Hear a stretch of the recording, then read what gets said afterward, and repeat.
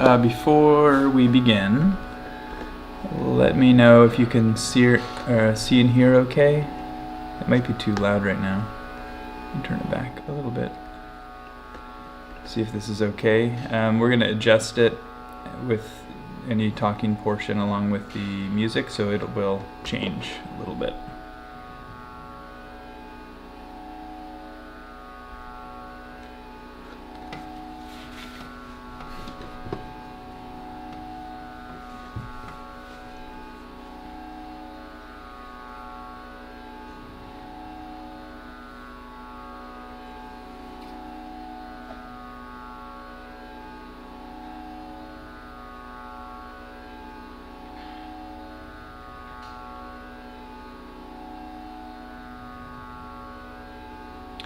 Excellent. Okay. Namaste. Let's take a moment just to connect to the energy of Satsang before we begin. Take a few deep breaths just with the intention to breathe in the energy and to open the heart, clear the mind, and just settle down into the energy, absorbing as much as you can tonight.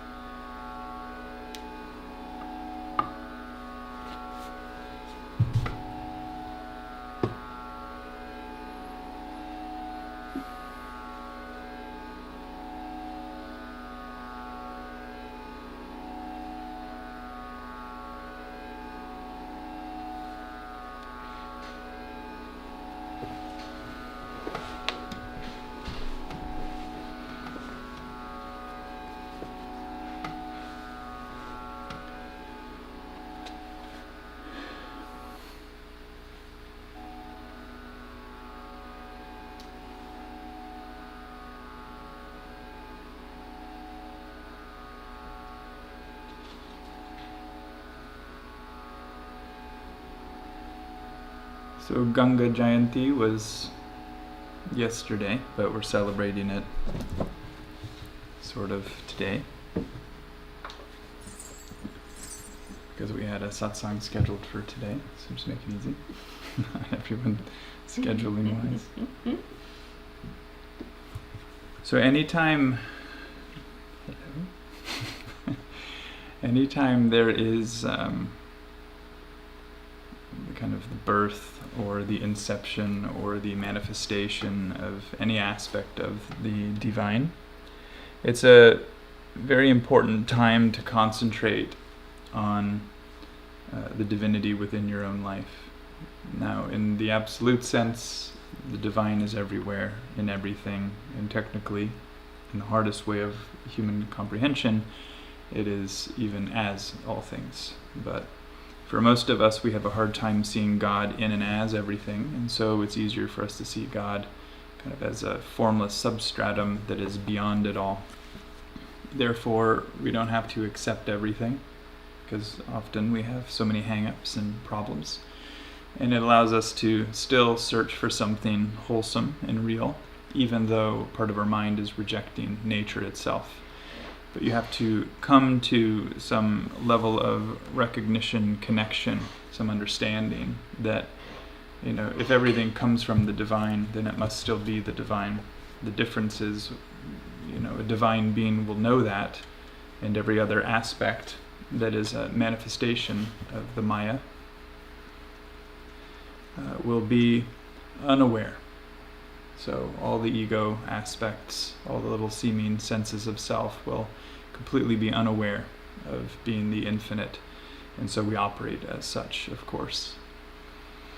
So this journey is kind of a continual sublimation, if you will, of our personal interests and our sense of self, our boundaries, and what we believe is, in respect to that, our territory of one, me, and then you. So self and not self. So the whole time we're working with softening ourselves, surrendering ourselves, it is a process of kind of loosening the tight grip of the boundary that we have claimed to be us.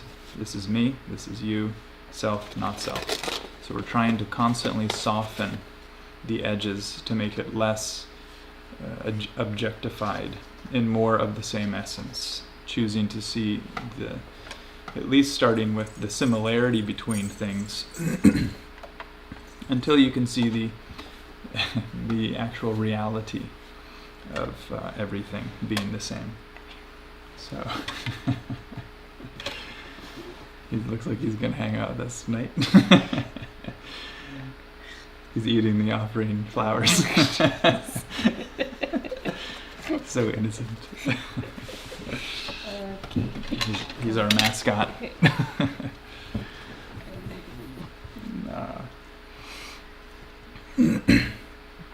So, trying to see everything as God, aham brahmasmi, very difficult. Trying to see the Atma that is alive in all things, where you may not feel like you can accept the things, but you can accept the essence of the things as a blank substratum, a blank slate, is easier. So how we seek throughout our path is always kind of a mix between those things. One is kind of some form of spiritual seeking mixed with escapism, because we can't come to terms, and another one is full acceptance. Obviously realizing that everything is a manifestation of the divine and therefore not different from the divine, including yourself and everyone else, is extremely hard to recognize. In the mazes, the games that play in your life will get equally as complicated. So, and to recognize the formless reality as the substratum to life itself won't make you exactly recognize the divinity in the forms or as the forms, and therefore lets it be an easier ride. It's kind of feels softer on ourselves, but that's because we're still holding judgments. You can still go deeper and deeper into that, but you'll find that even though you're searching for some formless aspect of self, it's not the true formlessness, it's formless in opposition to form. So kind of Atmic consciousness, if you will. but opposite of Maya. We want to get to a place where we can recognize the divine in all things, because that is the upper echelon of development. Of course, if we were asked, do you want the lowest of the developments, somewhere in the middle, or the best, the highest, we would want the highest. The question is whether or not we're striving hard enough to find the highest. Of course, it takes a lot of time, and sometimes after a year or two we give up. Sometimes we're good for 5 years, sometimes it's 10 years, sometimes it's 20 years, sometimes it's 50 years, and then we start feeling like we're going to give up. So we have to keep the passion strong, keep the batteries charged, keep them inspired, keep the driving force of seeking at the forefront as kind of our mission in life. So everything that we do is just there to encourage and inspire and create a support for this entire seeking, because clearly it can be quite a process to come into full level of recognition of one's own deeper truth. So going back to Ganga Jayanti, this is it's a lot of things you could say. Of course, on that video that's on YouTube where Swamiji is speaking about the Ganga inside and outside is probably the most helpful thing to see. He explains that there's an external Ganga and there's an internal Ganga. And so the external Ganga you can see, and the internal Ganga you might have a hard time understanding, but it's there. He said it's constantly flowing. So Ganga Gyan, this knowledge that's always flowing, you want to dive into it. He's said it time and time again. So you are trying to dive into the knowledge. This is the knowledge of it's all one, the knowledge of Aham Brahmasmi. So we have to make a choice to experience life either as two or one. And when we decide one, then we're constantly needing to dive back into the unity, dive back into the continual flow. You'll see that when you think about two, flow is something that starts and stops. When you think about one, flow is something that always starts to occur until it's so diffused that you could say there's no more flow. But in respect, to our own personal experience of it, when you're stuck in separation, me and this, and that's the end of the story, there will be no flow. You make a decision, I'm over here, that's over there, I like it, I don't like it, who cares? It's kind of compartmentalized in our mind, broken from the flow. Now there are two objects that stand kind of in a state of stagnancy, perpetual stagnancy. To reinitiate that flow, we have to make a pretty good decision to move back into a particular sense of sweetness, softness, love, understanding, depth, warmth, care, concern.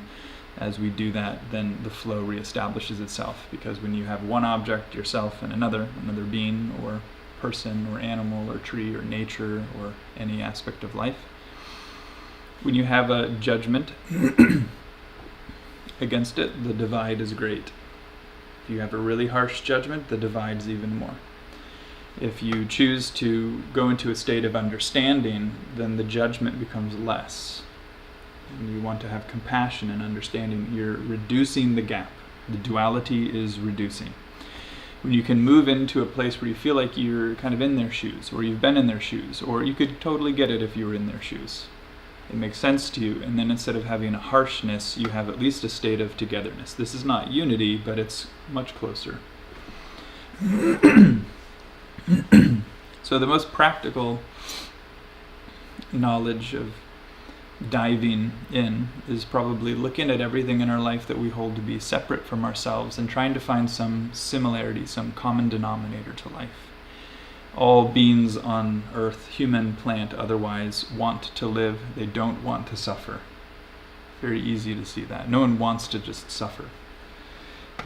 Sometimes we may have self-punishment programs and it looks like they want to suffer, but they don't really want to suffer. They just feel so guilty and so much remorse for maybe what they've done or how they've thought or felt in the past that they can't get over it. So they've, in their own mind and heart, in a way, have kind of devised a plan to suffer first to hopefully gain the infinite compassion and wisdom of whatever universal powers out there, or people, to kind of see them as not as bad as they were, or at least as bad as they thought they were. The thing is that if you choose to be someone different right now, you're someone different. You're born anew. You may not feel too different, but if you keep on choosing to resist the lower impulse that arises within you, you have not just chosen to be different, now you continue to be different. Every time an impulse arises, you say no, and you take a higher road. So,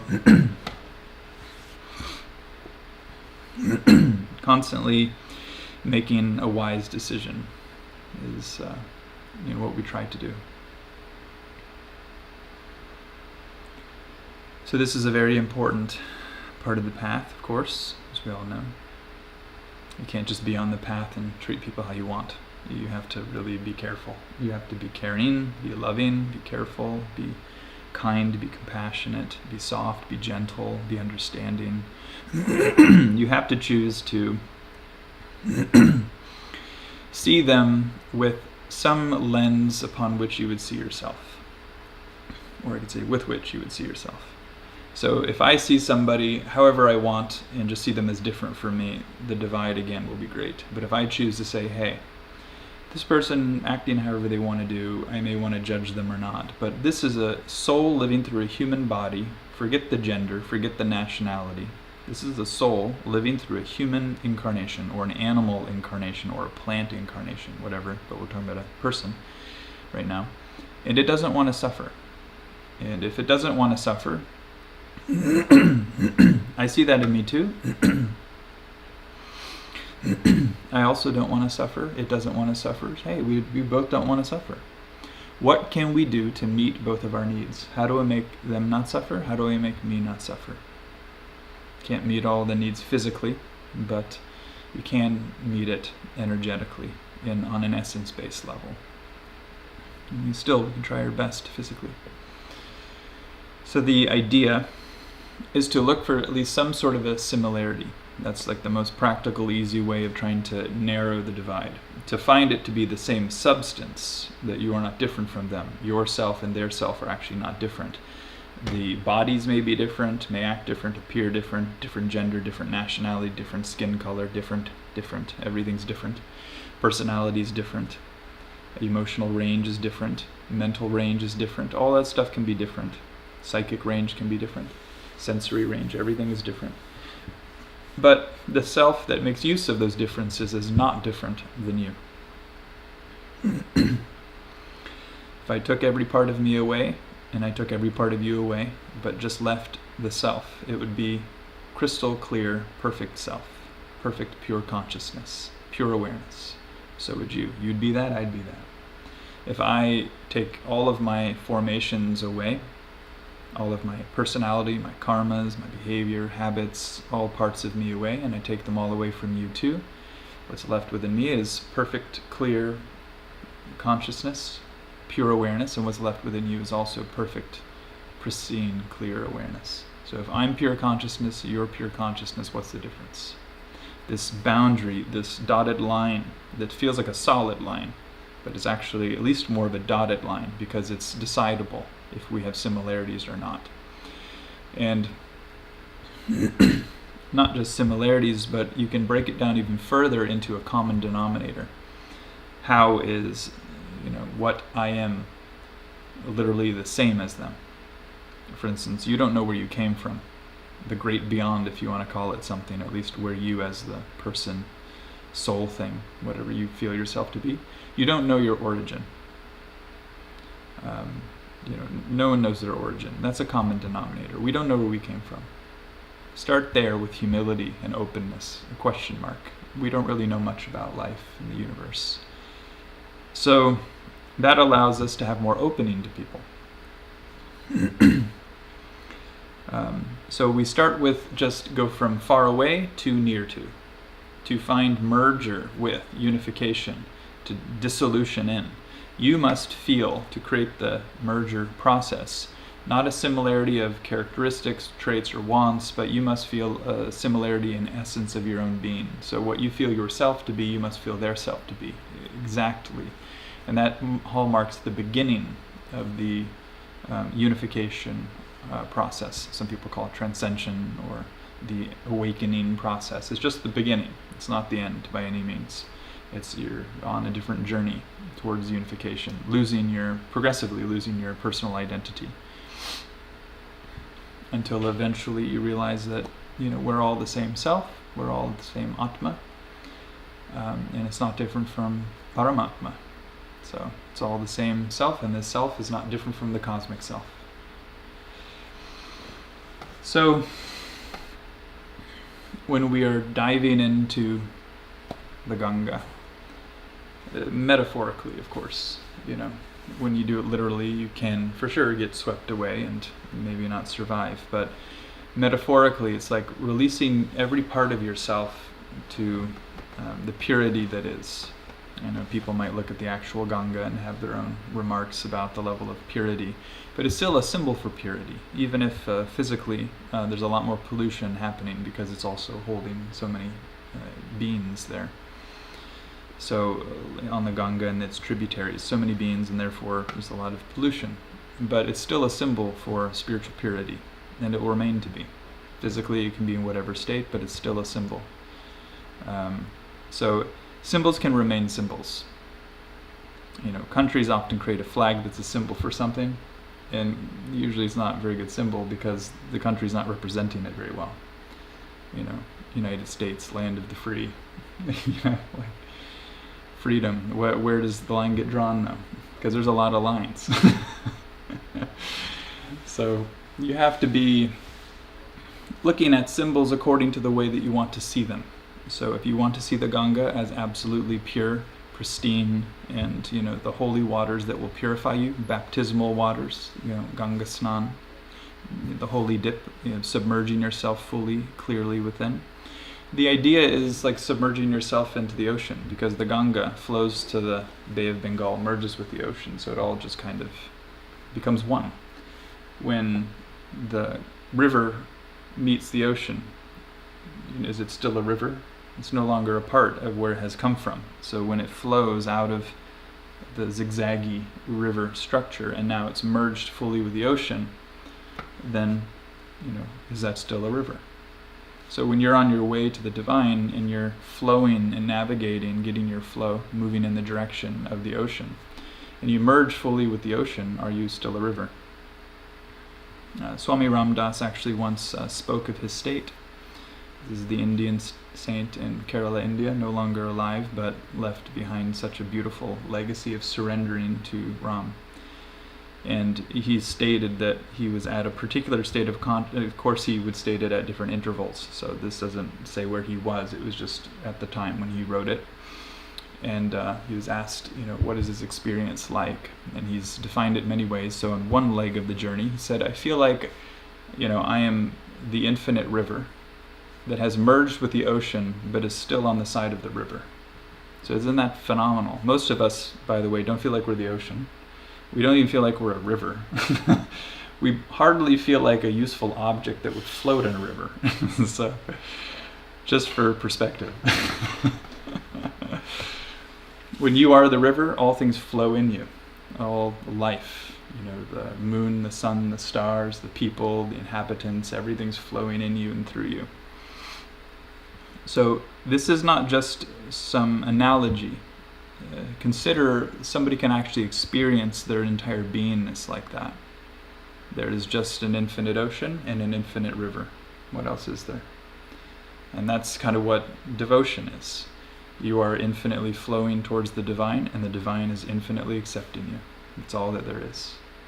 So the fact that the Ganga is, dear to Shiva, pictured on top of the head, you'll see the picture of the Ganga, personification of the Ganga, and the top of the head and the curly locks of the hair on the top knot. The idea is that the Ganga, being that pure, if you want to get to the highest abode of Shiva, you must purify yourself. You must go through the process and completely surrender, submerge, dive into the purest waters will make you pure.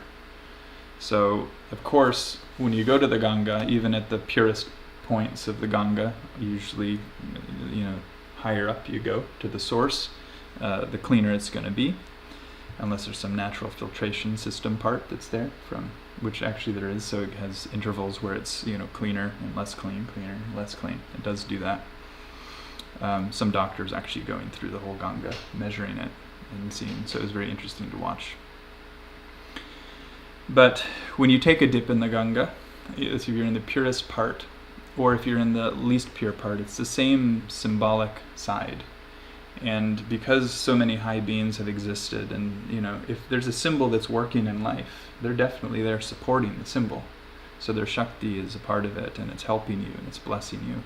But you have to go there knowing what you want from it. You want the spiritual aspect, and that enlivens that inner aspect, your quest, your process. So the Ganga is not just an external kind of symbol and metaphor, but it also is an energetic holding point, for your own process. And of course, when somebody literally has the grace of a Sadguru in their life, the presence of the Sadguru activates everything. You can go to temples that are just businesses, and it feels like it's full of grace. No one else would feel it, but you're like, wow, this is amazing. You go to somebody's music concert that's for meditation, and the people don't meditate at all, and there's no vibe of that, but because you're connected to the Sadguru, it feels so beautiful and so meditative. You can go to any religion and feel the beauty of it.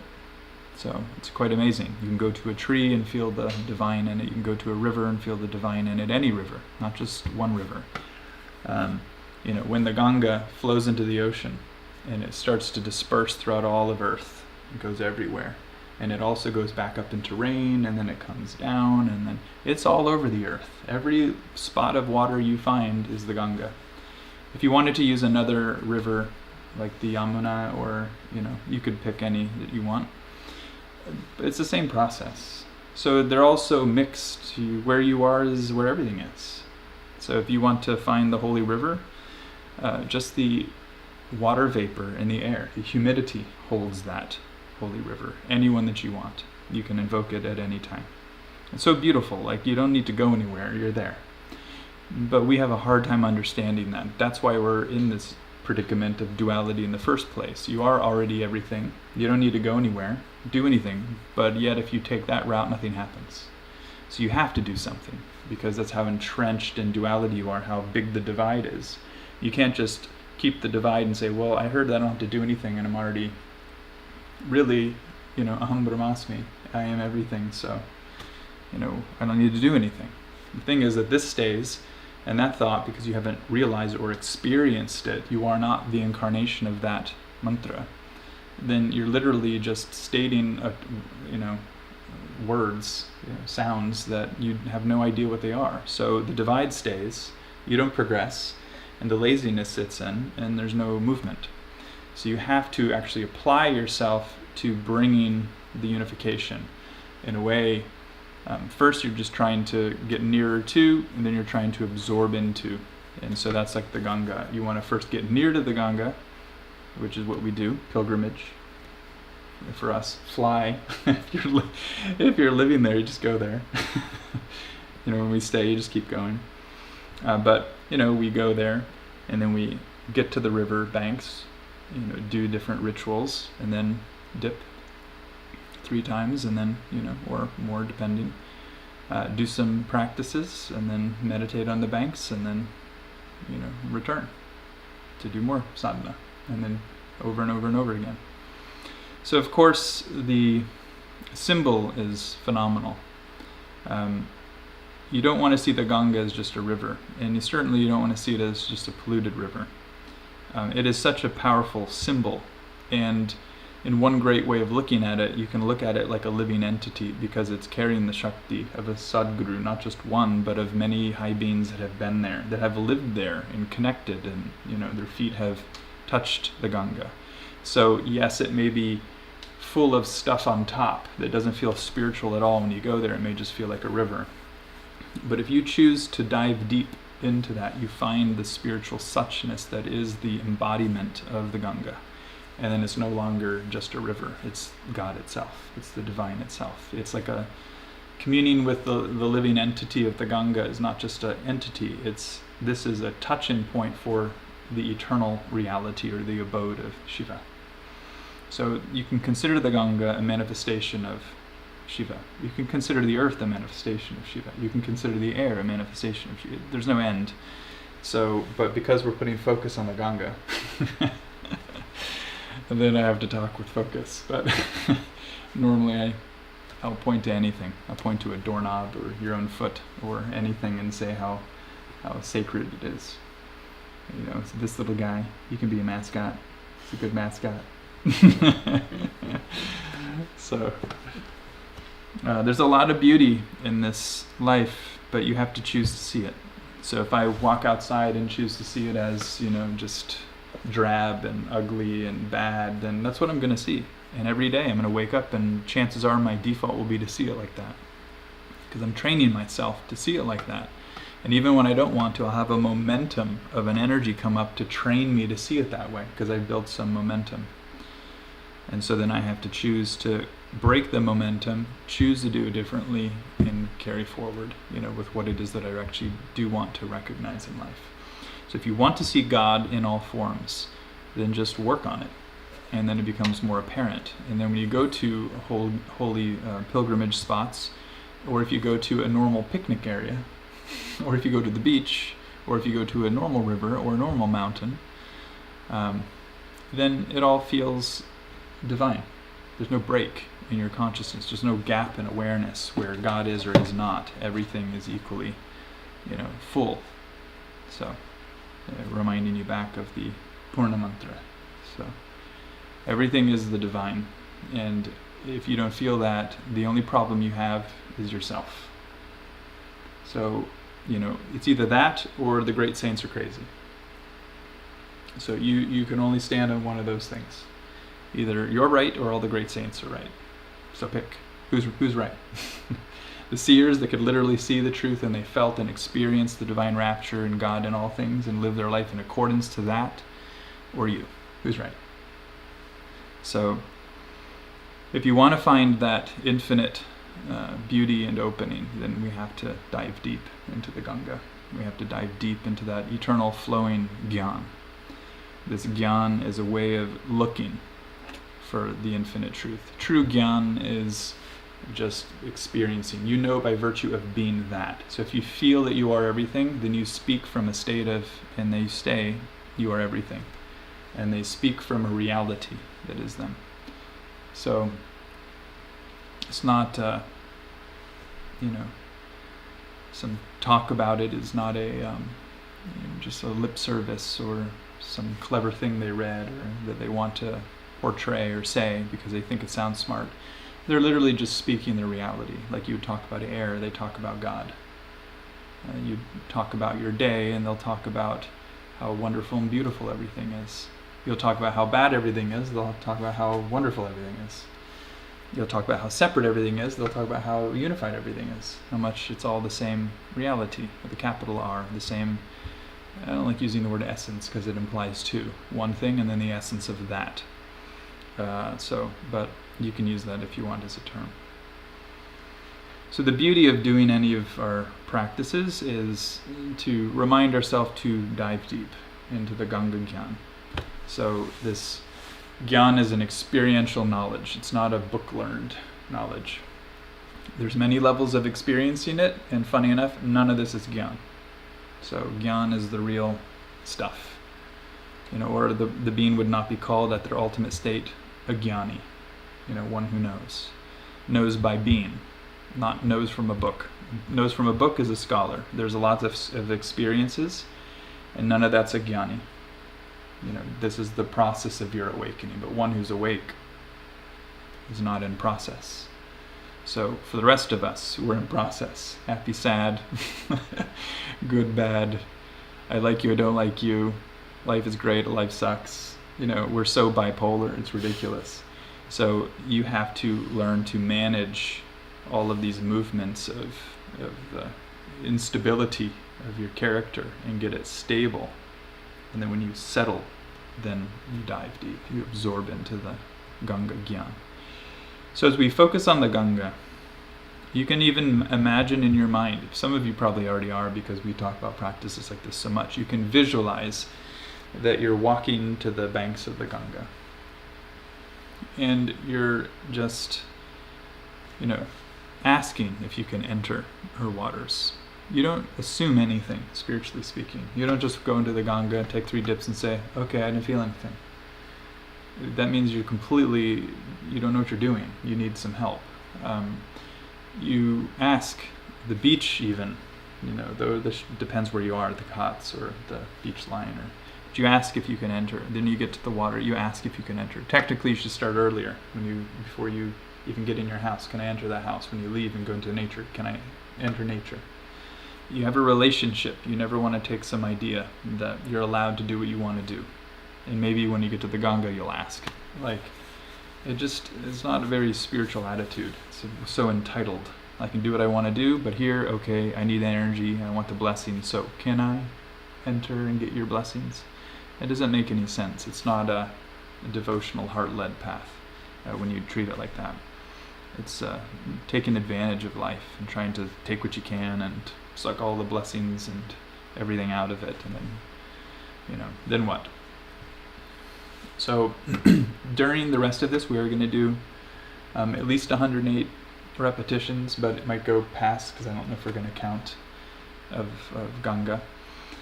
And through that process, I think that would be a nice time for you to do this practice. I'm just telling you ahead of time, and then we'll go into this. But you can imagine walking, to the Ganga, asking if you can enter, and then imagine walking at least to your knees or your hips, and then you can do tarpan, or you can do any practice that you want to do. It doesn't really matter. However you want to participate is fine. But the beauty of the practice is a way of focusing the mind. So when you pick up the water, it's kind of like saying, this is yours, and even though it's in my possession, it's not mine, so I offer that back to you. What else do you know that abides by that principle? Well, your body, for one. That's a pretty big one. This body was not yours prior. It's yours now. And then when the cosmos takes it back, you will not have it again. So everything in this life is living or functioning or somehow participating and manifest as a part of that process. It's a very sacred process, but it's also every single day natural. So then we want to be able to kind of recognize that in our day-to-day life, without taking the water of the Ganga and offering it back, saying, this is you, now it looks like it's mine, but I'm offering it back to you, in a way. Every breath you take, this is not my breath, this is mine, now it's yours again. So it's not really mine. If it doesn't remain yours, it's never yours. So even your clothes are yours, but then eventually you lose them, you give them away, you outgrow them, have a garage sale, whatever you do, but you no longer have them later. Or you hoard them and hold them on for life, and then you die, and then you have nothing. So then it's gone. But everything that you have will no longer be yours. So to get in touch with reality, the reality of Maya, the reality of forms, of nature, of life, it's very powerful, and yet it's very basic. And yet it's some basic reality that we as humans have not truly understood. And that's, the real reason we're stuck in this predicament of reality, or duality rather, sorry. Wouldn't it be nice? Stuck in infinite reality. But so we want to get clearer on what life really is. Accept it for what it is. Things are going to come and go. You will experience wonderful, beautiful things in your life, and you're not going to be able to maintain them. So be it. If it has to come into your life, you experience it, enjoy it, love it, and that's going to go, and that's that. You cannot hold on to things forever. So the Ganga too, you take something and it's a flowing river. If you put something in it, it just goes. Which is what we're trying to stop with the pollution. But you get what I'm saying. The idea is that it takes your sins, and so many people say, well, if it takes your sins, it'll take your garbage. So just things get warped quick. And if you don't have a garbage service, I understand. What do you do with it? So, which is part of their argument. Those who are, kind of on the Ganga and are polluting. What do you do with it? But we want to absorb, we want to visualize this and keep that very empowered in the mind and in the heart. Because if you can just get into the Ganga, you'll get into the divine. So that's why it's such a powerful symbol. The level of purity needed and alignment and flow needed become a part of the flow of life. The real flow of life, not your preferences, desires, and resistances. The real flow. Besides you, but what is the real flow of life? Where does God want you to go, so to speak? Get into that flow. That's the Ganga. So then we're gonna, move into that aspect. So chant, absorb, feel it, visualize it, go into the Ganga. You can imagine doing a practice. You can imagine just dipping repeatedly in the Ganga. Feel free to do it how you want to do. Your visualization, I'm telling you, is stronger than you might give yourself credit for. You have the ability to access so many treasures of life that a lot of people mistakenly believe they have to physically be at different locations to reach it. But everything in the macrocosm is within the microcosm, and everything in the microcosm is in the macrocosm. So if you want to reach a sacred temple, reach within. If you want to reach the Ganga, reach within. You can reach within and you can find everything that it is that you're looking for, and that's the beauty of life. So when you're celebrating Ganga Jayanti, there's a lot of stories that go with it, but this is the principle. What is the relativity, the practicality, the usefulness for you? How to really understand what it is in your life. What does it mean if you just let go and was like a river? It's like a river when it's flowing. It's not trying to stop itself. No, not that. No, not here. Oh, I don't want to, I got to touch that. Okay. A river's just flowing. And it's embracing everything that's being thrown in it. And what people are doing to it, cleaning it up, making it dirtier. It's just kind of there for the ride and it's going. Can we get into the divine life flow? Can we just move completely towards the divine or eternal source? So it's a consideration. It's a life, training, really. You can visualize it, but if, your practice is over, satsang is over, you go back into your life, and then you're in a difficult situation where you just react and respond poorly, you kind of didn't take your practice into your life. So you want to take your practice into your life whenever you can. So I hope this was helpful for you. Just take the meditation. You can be creative. Play with it how you want. You can imagine taking the Ganga water, and if you have actual water, you can sprinkle it on yourself. You can envision the water that's already in your body as the Ganga, so a lot you can do with this way of connecting to it. We're also going to play the Ganga water recording, if that's still part of the plan. Huh? When? When? Maybe we'll do it during the chanting. Does it fit? Yeah. Sure. So then you get the water sound we recorded when we were there one time. Don't know if you'll be able to hear it, but yeah, if you can't hear it, just pretend you can hear it. Because when it comes down to it, we may have two speakers here, but we have one little microphone on top of a camera that barely picks up anything. So we're doing our best, but we got what we got. And all else fails, you can connect to our mascot. Lioness here. Okay.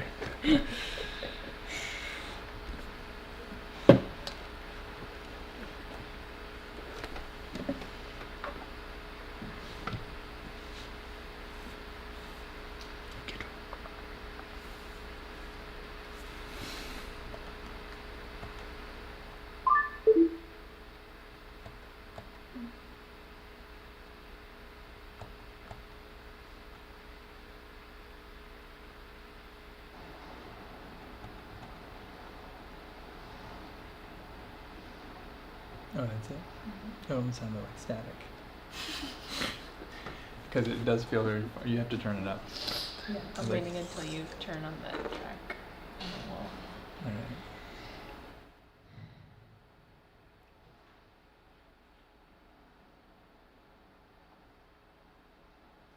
Okay.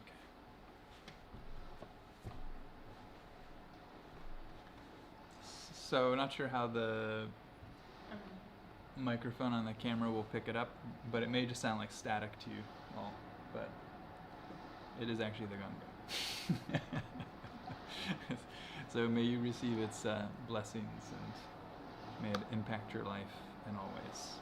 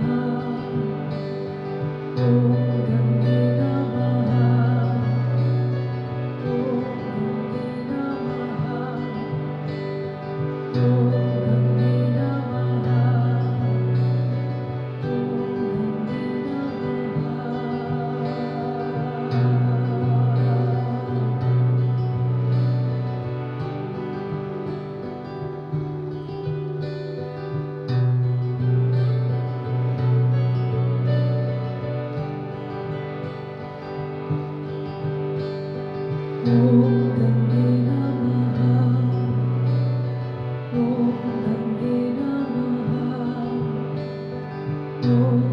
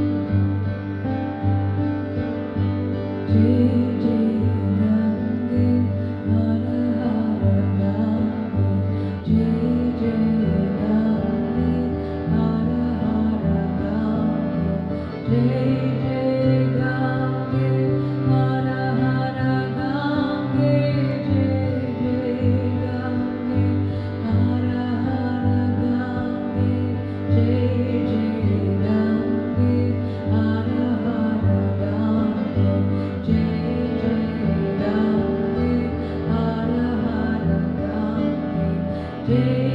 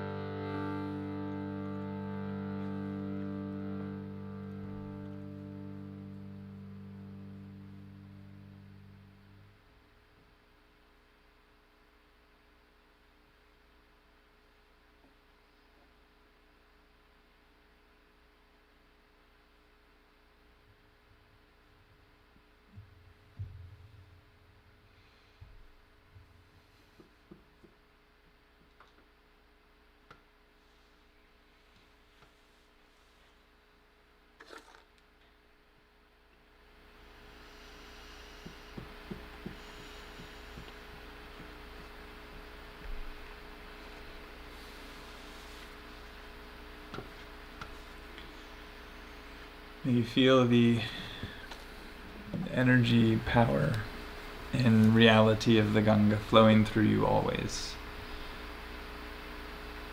May you feel the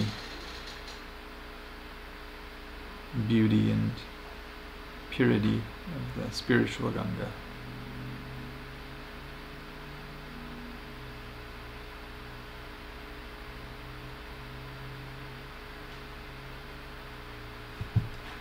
And throughout this night and into your life.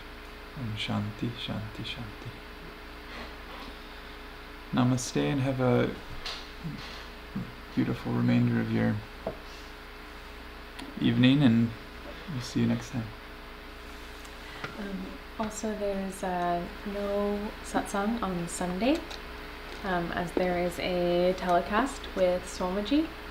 So if you want more information on that, we sent it out, the registration link, on the last Adhyatmic mailer. I believe that was yesterday. Yes, yesterday. So no satsang on Sunday. And that's it.